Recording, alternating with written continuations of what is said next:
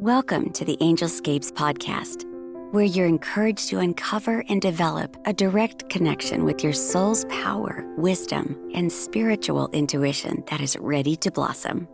We'll explore new ideas, compelling tips, and real steps to help you learn simple spiritual practices.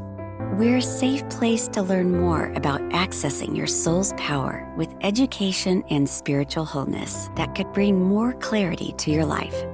Now here's your host, a practicing medium, Akashic Records practitioner, spirit artist, coach, and mentor, Dr. Reverend Nancy Smith. Is your ego your friend or is it your shadow? And how do you tell the difference? How do you know the difference? Hello, this is Angelscapes, and I am your host, Nancy Smith. So join me in this episode for a talk about your inner shadow. We all have egos that are full of beliefs, opinions, and absolute shoulds. How can you tell the difference between the voice of your inner wisdom and being blindly driven by your ego? The inner work is called shadow work. The word ego and the concepts attached to it have been tossed around for quite a bit in the spiritual circles and the psychological studies. In some teachings, the ego is something to be overcome. Ego is seen as the source of the many sorrows.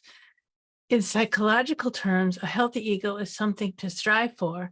The term ego has so many preconceived ideas about it that I'm going to use the words awareness and consciousness in its place. The development of consciousness and awareness about the choices we make in our lives is a huge milestone on the path of living an enlightened life. And most of what I'm talking about in this episode, you can find in Divine Love Affair and Akashic Journey. It's written by me and it's on Amazon. And it talks a lot about Akashic principles, but it also talks about the integration process from understanding how your inner team works. And I call your ego your inner team. So the inner work I teach is called soul integration, and soul integration is the path to ascension, the path to enlightenment. And the three levels of consciousness that I talk about are the aware self, which is in your heart area, the unconscious self, which is in your lower chakra areas. It's kind of a feeling center. And the higher self, or the subconscious mind, is up above in your crown chakra, your third eye, and above that. Your aware self also includes your throat chakra and your solar plexus, and your higher consciousness also includes your throat chakra, third eye, and your eighth chakra above your ninth chakra above your head. So in alignment with the three levels of consciousness are three stages of aware self. And to want to kind of go back a little bit, and why do you want to know about your aware self? That aware self is your heart. It's the key between integrating your unconscious ego self and your higher conscious soul. I feel like our spirit is right in our heart, our essence, our self-love, who we are. So three stages of developing an aware self is first the sacred witness. And secondly, it's the experiences of the many selves within your unconscious self, which is your ego's construct. And then the third is the awakening of an aware heart that desires to be a bridge between your higher self and your unconscious self.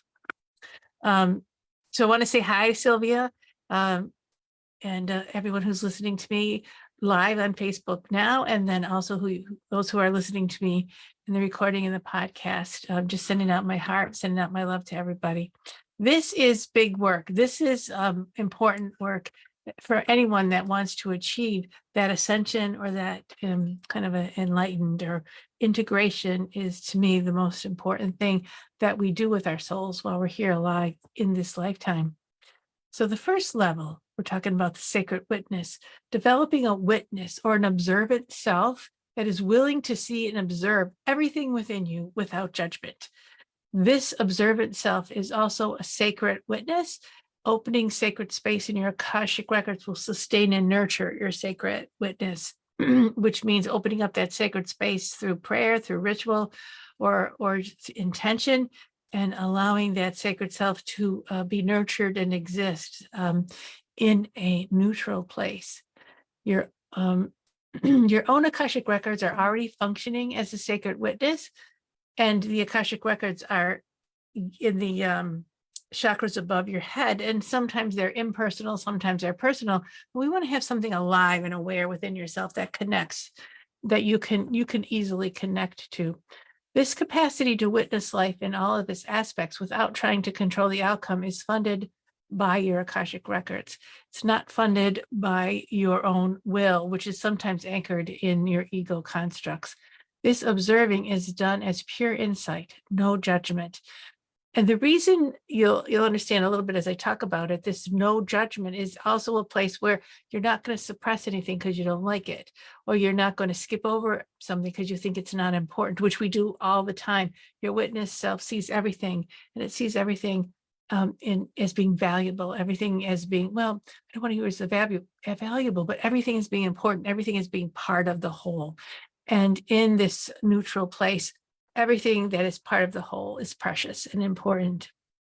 The witness doesn't react and it doesn't do anything. It just observes. You can go to your witness self. If you're not sure, how did that happen or what am I doing? You can go to your witness self and see the movie as it played out, even though your memory of how the movie played out is full of judgment and suppression. Your neutral observer, your sacred witness will give it all to you.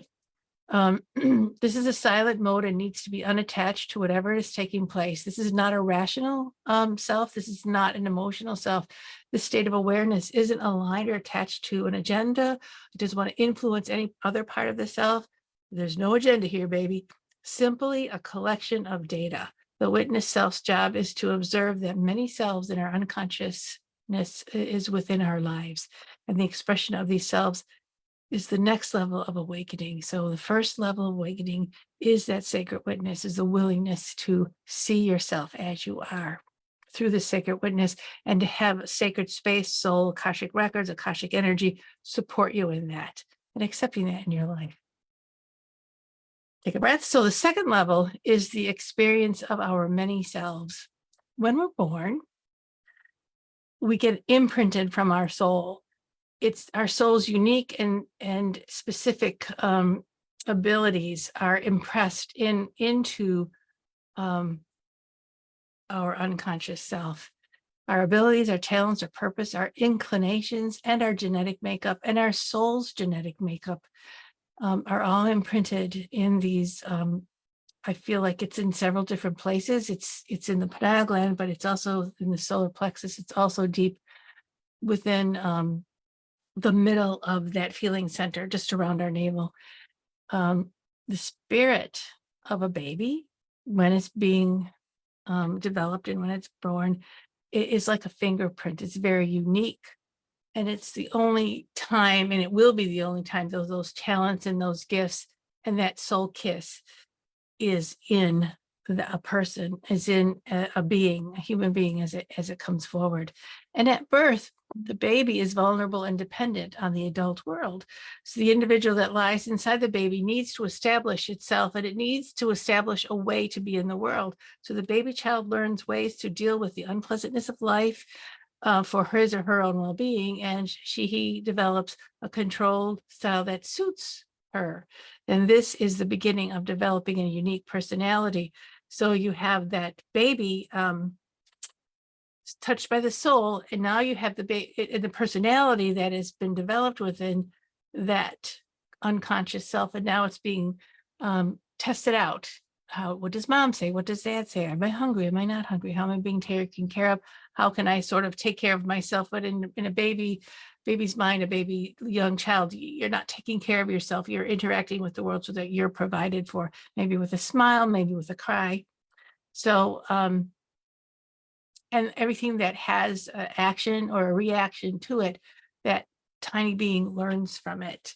So we all have learned quite a bit before we're the age of 3, even before we're the age of 1, even before 6 months. We have a real good idea of what's going to work for us in our lives, and we present our needs through this unique personality that we have been gifted by our soul and through our genetics. So as the baby grows into a child, she develops aspects of the personality that relate to the input from the world around her, as well as the input that arises up from her soul, from her gifts. As her personality develops, aspect of her soul imprint will flourish and grow, while other gifts from the soul will be repressed and not developed at all. So we can talk a little bit about when we do shadow work, sometimes we're going in and we're getting the soul gifts that we don't even know that we have. That's some of the work that I do in the Akashic Records work. So along with the main personality of the child as they unfold, many smaller subpersonalities will develop depending on what's happening in their world around them and the input that they're getting and the action reaction that they're experiencing. So let's call those subpersonalities like selves or parts. And some of these selves will have nothing to do with her original intent before the soul had for her before she or was born, but has more to do with the world around us, the world around her. And so she may develop mom and dad are real slow to come get me when I'm hungry. So I'm going to either, be very quiet and be a wonderful little caretaking child. So mom and dad like me and will come get me, or I'll be very loud and carry on to make sure that I'm being taken care of. Or maybe I have an illness, or I have a little trouble in my digestive system, so I cry a lot because I'm in pain a lot, and that can also impact the development of a personality.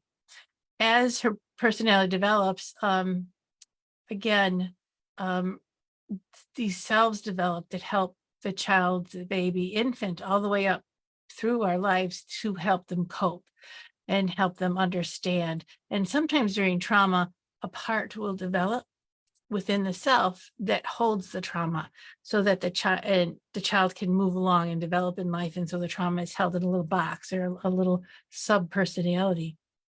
Other sub-personalities or selves or parts will develop because of the soul's imprint. And her spirit and soul will have some influence on her personality as it develops because they're imprinted, they're designed, and it's like a little DNA structure in a sort of non-scientific way of saying this, that was within her spirit, her spirit. And so that will develop. So sometimes you'll see, you ask, well, why you put two children in the same environment? Why are they so different? Well, that's their spirit, that's their gifts, that's their soul, that's their personality, looking at the same situation, but having different perceptions or different skills or different just the way that they respond to it and see it is going to be different, and what they want to get out of the situation is going to be different from each individual to another individual. A child's personality and sense of self is also highly influenced by the way she is nurtured in the environment around her. And I heard a saying that our environment is often bigger there than our willpower. So our environment will talk to us very deeply about life and about how to cope with life and how to do with life. We call it the silver spoon, where you've gotten everything that you've ever thought of. So some people say, well, that's an entitled person. That's a person that just assumes they'll get everything they want. And then you'll have another person who has pretty much nothing and has to struggle for everything, including, dinner on the table. And that child will have just a very different way of looking at life. So all those different experiences give birth to sub-personalities or parts, or if you ever watched the Walt Disney movie Inside Out, you'll have sub-personalities called joy, sadness, anger, disgust, fear, anxiousness. So as you as a child grow into an adult, you're already filled to the brim with inner selves, inner parts, and belief systems that will inform, influence, and control you. And you may have lost sight of your original self, or your authentic self, or the essential self may have gone underground, and you begin to develop personality traits that will give you what you want, or will give you what you need, or support what it is you think you are perceiving. And that all goes to your mind. So you think beliefs, you think through your feelings. So now she child is now operating under the influence of many voices in her unconscious self. This becomes an ego construct like a little architecture, little house that you're now living in, and here's the rules of the house. Every single aspect of the child's personality, the personal self, has her best interest in mind. Only it comes from a skewed perspective, depending on who, what, or where the child learned as the child grew up, she grew up. Um, so a skewed perspective, what I mean is that if a 3-year-old is learning how to deal with a temperamental father, the 3-year-old will come up with all kinds of stories and all kinds of ways of coping and all kinds of ways of working with this temperamental personality. And so sometimes, though, that 3-year-old never grows up to become an adult, develops a system of coping, and that system of coping can last an entire lifetime. So when that child comes across another temperamental person, called these bonding patterns, and this has to deal with them, they may revert back to what looks like a very young child or a very young way of coping with things. So put that, think about that for a little bit. So in this awakening to awareness is about experiencing the many selves within yourself and being willing to see, feel, and acknowledge parts within yourself that you didn't realize were alive and well, and kind of taking over, driving the bus sometimes, if you're the bus of your life, without you even realizing it. So the third level of becoming an aware self is the awakening of an aware heart. Third level is the key to integrating our unconscious voices with our souls, our unconscious voices of all the selves and all the parts. And then the awakening of the aware heart now integrates or creates a bridge to the soul, to the spirit of what the soul has intended for our life now, or that child's life now. And once the messages and subpersonalities are viewed objectively, they no longer have the unconscious pull on your ability to make choices in your life. The center of your power and ability to choose is an aware sense of self. When you are in a situation where you feel like you cannot choose, or you're compelled to do something, you are working from the subpersonality, you are working from your unconscious self, you're not working from your aware self. That's a tell. I feel like I have to do this, or this is so important, I don't even know how to not do this, or not have this point of view because this is the truth of my life, is an underdeveloped subpersonality. It is a part of you. It's not the aware part of yourself. Without awareness of authentic self, our ability to see and choose freely will be taken over by, say, that 3-year-old who, I know how to deal with the traumas. I know how to do this. And all of a sudden you've got a 3-year-old driving the car of your life. These parts in your inner selves, they know a lot and they want to serve you and they want to help you, but they only know as far as they've developed. Maybe they've developed to be 7, maybe they're 13 years old, maybe they're 21 years old, maybe they're pre-language even. Sometimes when we deal with absolute panic and fear and we can't say what's going on, we're in a pre-language part of ourselves that's just taken over. And as an aware person, as an aware self, we want to kind of, okay, I see the baby's in front. We want to know how to take care of that part of ourselves and come back into our aware self while we understand that this is a trigger. This is something that's very painful for us, and we need to step back, or we need to put more tools into place. And sometimes we don't know what those tools are until we've come to that neutral place, that aware self, and we begin to build those tools. So whenever that traumatized baby comes out, you take a deep breath, pause, step back and say, okay, where's the tools? And we can nurture ourselves, or we can acknowledge that this is a big deal. We've been triggered. So as we make more consciously aware choices, we will begin to uncover our spirit self, which contains all the gifts our souls intended us to have in this lifetime, as well as our soul's purpose for sending us here. So that's the other reason for developing an aware self. We have all these ego constructs that are now driving our lives, but our soul is no longer driving our lives. Remember, we lost that authentic self, and getting hold of that authentic self means we got to start being aware of who we are, what's operating under the hood of our car, and how we are moving along.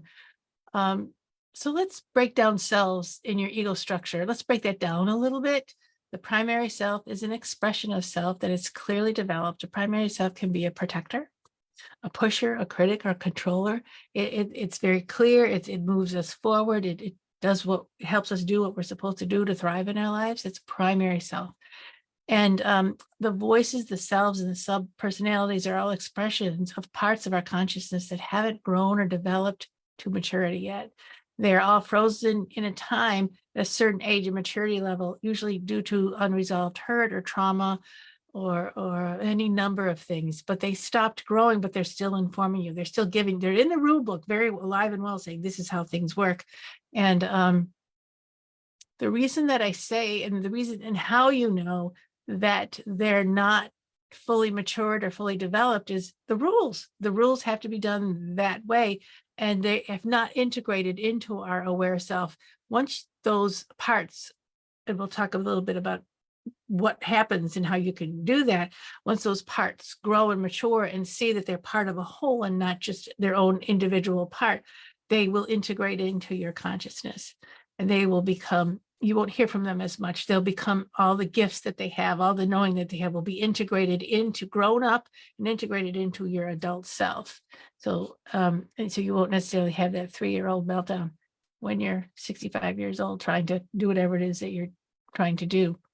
A belief system is a belief that a group of primary or parts or subpersonalities agree upon and they all support. Often subpersonalities are developed in the unconscious to specifically support a certain belief. Beliefs can be, we're always poor, our family's always poor, we never have money. In other belief systems, we always get sick, we always get cancer, or don't trust men. Men are bad is another family belief system. And then everything that we think and do and see and people that relate to all support that belief system. So if you want to break a belief system, you got to take a look at all the things that support what it is that you're believing and begin to look at those objectively and kind of maybe take them apart and step away from them if you want to change a belief system. If you want to get out of poverty mentality, it's not a small step of just, I want to get out of poverty mentality and I'm going to think of money and everything is going to be fine. It's working all those belief systems that have been built within you since you were born, even before you were born, because we're talking about ancestral beliefs now too. So also another example would be a belief that you aren't smart enough. And that may have been reinforced by a bully part, with a voice that constantly tells you you're wrong and you won't understand what you're learning and you're not that smart. And I've seen people go through that where they really would struggle trying to learn something, and they got it. You could see that they've nailed it, and they certainly are smart enough, but they believe that they're not. So they always they stop short of the mark that they want to reach, because there's an inner bully saying you can't do this. And that inner bully can come from mom, they come from dad, it can come from the family belief systems that say, our family, we're not the smart ones. We're meant to, we're not meant to be engineers and we're not meant to be CEOs. We're just meant to be the hardworking people. And those are belief structures. And they're supported usually by people, places, and things. And then I want to talk about archetypes, are models of behavior that reflect our beliefs about how life works and how things should be. Archetypes are based on role models that we have experienced or fantasized in our lives. Could be the X-Men.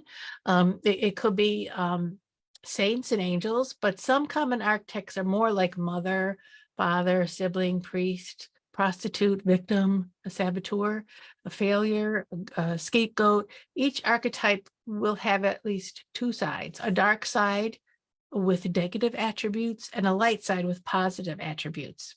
So for example, if you have an inner mother that you have created within yourself who's based on your mother, for instance, so your inner mother is highly critical and protective, and the inner mother is based on, again, your experience of your mother from your perspective, usually. So your inner archetype of mother may be your boss and protector in your ego construct, and she contains the beliefs and the shoulds that you learned as a child. I'm talking about she, the internalized mom, and this is your go-to place of feeling and thinking. And this inner mom shows up when you need to make a decision, and when you are in relationships of all kinds, and when you are trying to grow and experience new things. Your inner mom may show up to protect you or criticize you or boss you out of it, And sometimes we can find those inner protectors. They could nurture you, or they can stop you in their tracks, but they want to keep you safe. So if they feel that's something that you're about to embark on, they're not feeling particularly safe about that situation, they will nudge you and kind of talk you down. A lot of negative self-talk and a lot of feelings of doubt will arise within you, and you'll be like all fear and trepidation. I can't move forward on this. And that is because your inner archetype mom, who is your boss and your protector, is stopping you in your tracks. And it's not who you want to be. It's not where you want to go, but it's an old voice that's telling you how things work. My mom, my inner mom, I was just talking about this the other day. I was in high school, and we, not many in my family had gone on to college, just a few.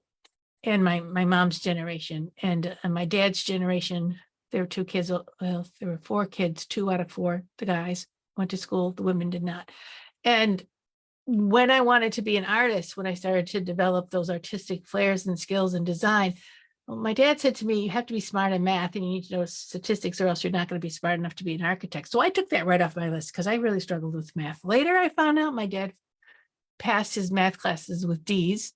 And I said, gee, that was something I shouldn't have even listened to him. But my mom was key here. She said, if you're not talented enough to get a scholarship to art school, then you're not talented to survive as an artist. You'll never make it.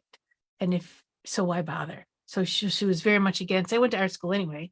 But as I went to art school and I moved away, my mom rejected me, and I was on my own. And then later, even at this age, hearing that voice, if you're not talented enough in your business to excel at this certain point, it was left over from my mom's voice, that you'll never excel, kind of thing. So I've had to really take a look at that voice and that influence that's been happening within myself. That's my shadow self. That's my shadow self.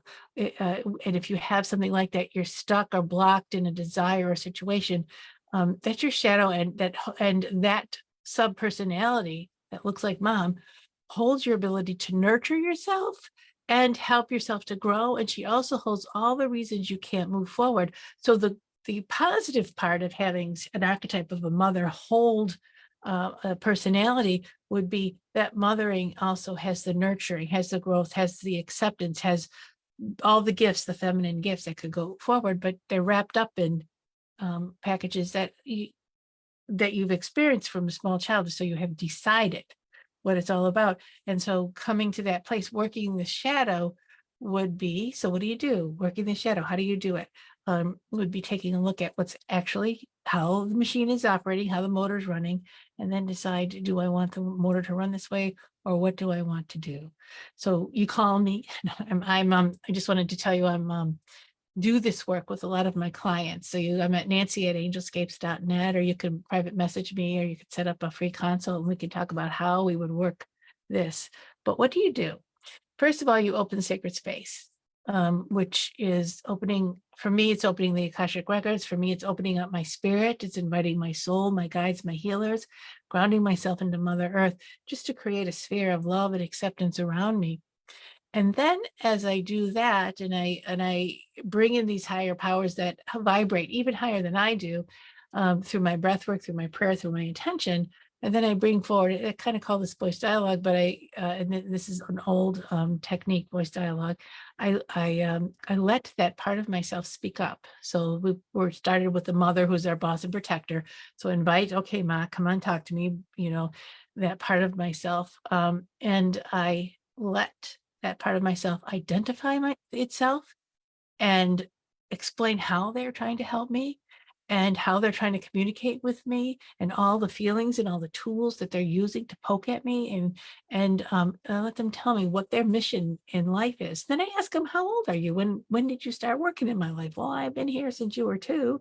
And I'm like, okay, so those 2-year-old skills, we could, I just listen. I'm not trying to change anything, but as I listen with great love and appreciation, forgiveness, understanding, because this part of myself has gotten me this far, and maybe it can't get me any farther, but that doesn't matter. I need to appreciate and respect myself.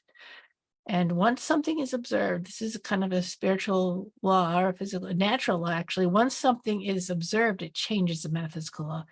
Um, so your inner mom boss that wants to help you, as it expresses itself in sacred space, everything vibrates. The vibration of that belief, that essence that's within you, is now in a sacred space where there is sacred mother vibration, where there is the vibration of, hey, wait, there's more to life than this, and you can invite that part of yourself to be part of that higher vibration. And since everything vibrates, this is the other metaphysical law, natural law, vibration wants to rise to the highest level of vibration that's around it. Water wants to kind of go to its lowest level, gravity, and that's why we have levels that work. They flatten out at its lowest level, where vibrations wants to elevate at the highest level. And so whatever is present in the environment, that's why we go sacred space and invite in the soul and invite in the healers, the angels, and that vibration encompasses is while we're talking to that part of ourselves that is struggling to help protect us and save us. And as they vibrate in their truth, there's another truth vibrating around them, and they begin to grow and blossom and learn. We can't force them, we can't hide them, we can't change them. We simply want to invite them to be themselves, and then be themselves in their higher perspective, in their higher vibration. So this is the secret to healing our inner and integrating our inner unconscious self with our higher conscious self. So here's the part that's amazing. This is shadow work. Remember, I said everything has a positive and a negative within it. So what unleashes for you, or what comes clear, is you have that restrictive, making this up, boss, mom, protector, restrictive, now you can't go there, negative, is now all of a sudden, but I want to nurture you. I want you to be okay. I want you to be happy. I want you to be joyful. And it begins to see another way. It begins to vibrate at another concept, another perception. And so the shift starts to happen. We're not forcing the shift. We're simply being in that place of allowing, a place of observing, and a place of love and soul and that higher power. And we allow ourselves to unfold. And once a part of ourselves has unfolded into that higher understanding, it begins to integrate itself into our consciousness with all of its gifts, not just some of its gifts. It's not holding back anymore. So the nurturing, the curiosity, the support that is feminine will start to work in your highest best and your most positive, and eventually, like I said, integrate into your wise self. So you have all the experiences of that part of yourself, and as it moves into its higher self, you get all the wisdom from it. See, no part is left behind here in this integration work. So as if we don't like a part of ourselves, say you decided, well, I don't like this mother part of myself, so I'm going to suppress her. Anything that we suppress or that goes underground has even more power in our lives to influence us from a subconscious way or a subtle way. It kind of sneaks in there because now we're going to suppress you. I don't want to know about you, so I'm not going to pay attention to you. So it gets free reign to do whatever it wants. What we want to do is bring it into our conscious mind. This is shadow work. Bring it in front of us. Bring it forward so that we could have a conversation. And once we have a conversation, we realize that this part isn't who I really am. And this part over here isn't really who I am. It's part of me, but the whole is my aware self, and my heart is my wisdom self. So who are you really? Our minds are often buffeted back and forth between conflicting ideas and feelings. And we ask, which part of me should I believe? Which do I believe this? Should I believe that? Never have to make a decision. And you have the devil and the angel on the other side, devil on the shoulder, and they're arguing with each other. And they're arguing with you, and you're like, I don't know what is right and what's wrong. When they're both right and they're both wrong. And so your aware self is about finding the gems in both and integrating both and deciding what is the outcome that I want. How do I want to feel about this? What do I want to experience? So that it doesn't negate what's talking. You now are using and aware of the tools that each part is bringing you so that you can apply those tools to go for where you want, as opposed to which one do I agree with. we are creating the conflict. It's hard to figure out which belief to be loyal to because we feel like we're being disloyal to ourselves no matter what we choose. So when doing the shadow work, you will learn to dig for the true voice that will unite your inner conflicts. And when you're in an inner conflict, I would say that you're in shadow and you're in the parts and they're arguing with each other and you're in charge. Just remember you're in charge. You will discover that there are gems in all the beliefs you have, and there's lies and there's truth in all the beliefs. Belief is spelled B-lie. It's a big lie in the beliefs. It is your aware self in alignment to your soul that can and will sort them out so that they can live, so that you can live the life that you want and love. So you're not trying to overcome your thoughts, your beliefs, your systems within yourself, or with the things that are trying, those parts of yourself that are trying so hard to help you, but they're working on unlimited tools. You want to integrate them, get their special part, but you need to do it with a higher source, with your soul, with your inner healer, and sometimes with a person who can walk you through it. You don't want to disown any part of yourself. Let's say you don't like the bossy, protective mom within you. So we talked about that a little bit. And so you disown her, and the gems that you disown, your ability also what you'll leave is your ability to discern danger, or your ability to nurture through inner growth, and your ability to protect yourself. It's not good to disown any part of yourself, no matter how frustrating those parts may be, because each part has a gem in the raw that you need to retrieve and integrate within yourself. That's soul retrieval. Retrieval is retrieving a part of yourself, even though it may need healing and balancing, offers you your greatest gifts within yourself. And this is what makes you whole. This is what makes us whole. And as we healing yourself isn't about quieting down all those voices, isn't about making everything wonderful, even though it's not.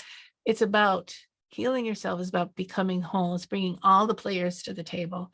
And that shadow work, bringing all the players to the table and seeing their point of view and encouraging them to grow in their perspective with a flow of the higher flow of nature, with the higher flow of source, God, the Akasha, your soul, your spirit, and that in that sense of things. I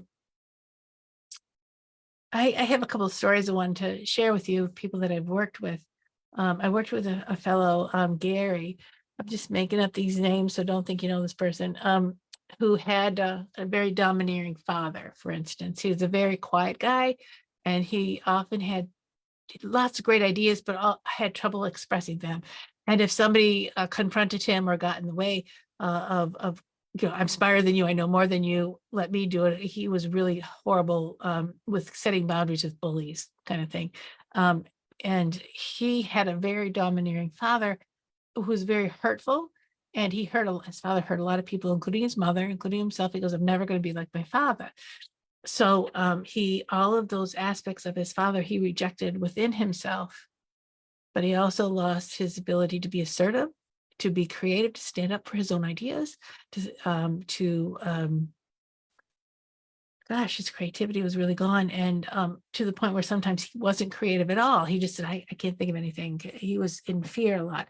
So what happened by disowning his father's personality, he did not allow those traits to develop and grow within him. And at one point, his inner father, who he had banished to the outskirts of his mind, he invited him back in. And as he invited him back in, there was some forgiveness that needed to happen. He was able to bring back the assertiveness, bring back. Sometimes we can be a bully and stand up for ourselves and bring back the really creative way that his father had of solving problems. And then he could just release. So there was this whole impatient thing where I have the time to create what I need to create. However, I'm not going to be platonic about it. I'm not going to procrastinate anymore. I'm going to take action and do it. So he began to apply what he learned from his father to his own personality, to who he was as a personality, as a person, what he wanted to create. Took a while, took a few years, and then eventually he was able. He grew to the point where he was able to really create some of the dreams that he wanted in his life, to have the kind of relationships he wanted to have with people, and to have working career business relationships where he was speaking up and making creative solutions and being valued in his job. Took a long time to trust himself to speak up, because he never trusted himself because that looked too much like his father. Do you see where I'm going with this? So another story I have is um there Mary came to me. She was a neglected child. I about this personality trait a little bit earlier. She was not loved, not nurtured, and she became the child that needed to please. And that's how she got a little bit of modicum of nurturing from her parents and a little bit of attention. So she could never be the child that caused trouble in the family. She always had to be the one that was helpful and kind. And as she grew up into her life, into her adult life, she had, just much like Gary, had trouble speaking up and saying what she wanted or what she needed, and began to choose relationships. This is bonding pattern that were just like her relationships with her parents, because that's what she figured out how she could do that. And so she followed that pattern until she realized that she couldn't do it anymore. I mean, it was her making those choices. It was her not being able to stand up in relationships to say what she wanted. And it took years for her, but she worked through a lot of her fears and let go of a relationship, and let go of a couple jobs, and began to step into her own power. Actually, she was a lot older when she did that, and she had like 3 or 4 kids, and one of her kids took on the role of being the bully in her life. And because she was the caretaker and the pleaser, she allowed this child to develop that personality, to be that imbalanced, and she took responsibility for it. I mean, she doesn't have relationship with this fellow anymore. She can't, because the boy took on his father's traits, and it became dangerous for her. So she stood up to that and said, I know I'm part of this. I understand my role in it now, but I can't change it. On the other hand, I'm not going to live with this. So it was a hard role that she had to do, but it really brought her soul's growth was tremendous. As she said, when she finally said, I can't do, I mean, I refuse to do these relationships anymore. I'm going to speak up. I'm going to say what I need to say. This was an amazing story of a woman who was not sure about her history. She was adopted, and she wanted to um, she wanted to go back to school, and she wanted to change her career path. She wanted to do something different. Just where she was doing doesn't fit in her. And she was pretty smart. She had all the pieces in place. She said, I just can't pull the trigger. I can't do this. And so we did a session, soul retrieval session, where I traveled back, and she traveled with me, and we found a part of herself that was lost during those years where she was before she was adopted, before she had before she had actually parents, where she was kind of moved around from place to place. And we found that lost young part of herself and brought it back into her life. So whether it was her creativity, that was her sense of self, that was a part of her spirit that needed to be nurtured and brought along. And that was a beautiful, things really changed for her. And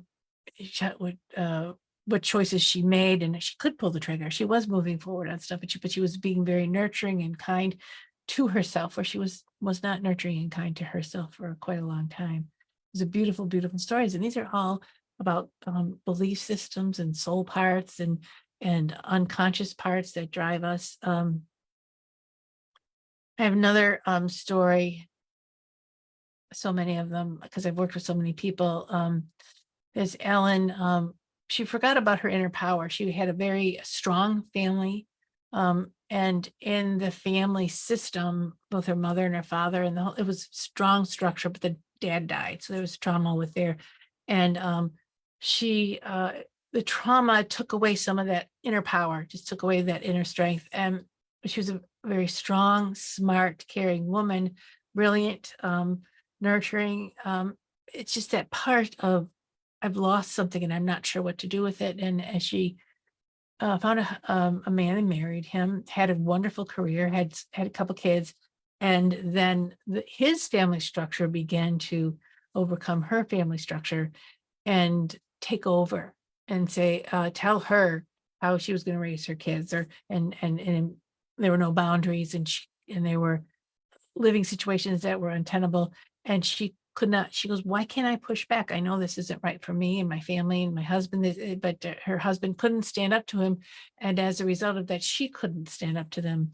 And so there was another soul retrieval where we found that part of herself that she was lost when her father died, and actually had a mediumship session where the loved one came through and said, do you remember how strong you are? Do you remember who you are? Do you remember what our family's about? Do you remember how much we loved each other? And in that session, we also did a soul retrieval, and she was able to very slowly, very gently say no, and not take on her husband's inability to say no to his parents. She stood on her own 2 feet and said, you're not going to do this with my kids. Our bedtime is this is bedtime. This is what's happening. And she found her voice and brought a lot of balance and into her life and confidence. And she trusted herself to do these things. So all of this is shadow work. All of this is bringing yourself around to a place of owning yourself and living from your soul, living from your spirit, and to live the life that your soul intended you to live. And so the shadow work is what I do. When we talk about soul intensives, when we talk about Akashic work, we're bringing you back into your full self in alignment with your soul and your gifts, your true gifts. And we maybe dig down and pull some gifts that you didn't even know you had because they've been submerged since you were a teeny little thing. And so I'm going to encourage you guys to think about, what are your shadows?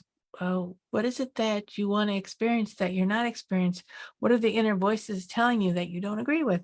And you can change these things. You can grow, and you can work your shadow to become fully realized in your life. So I want to leave you with those thoughts. And if you have any questions, you can contact me through my website, angelscapes.net. And you're really interested in this work, set up a discovery session with me, and we'll talk some more about how to do this work and how it could benefit you. So angelscapes.net. So I bring you tools in all of these podcasts for your own soul's growth and your spirit's development, for your learning and your quality of living. And this is one of the tools that I feel like is one of the more powerful tools in my toolbox, so that you could have a soul power living to create a life you want and love. And I want to say this is the end of the episode, and we'll talk to you next time. Take care. Thank you for joining the Angelscapes podcast. We hope you've gained new insights and inspiration for your journey to uncover and access your soul's power. For more information and a deeper dive into finding clarity in your life, go to angelscapes.com. Remember to subscribe so you can be part of the discussion. It may just change your life. See you next time.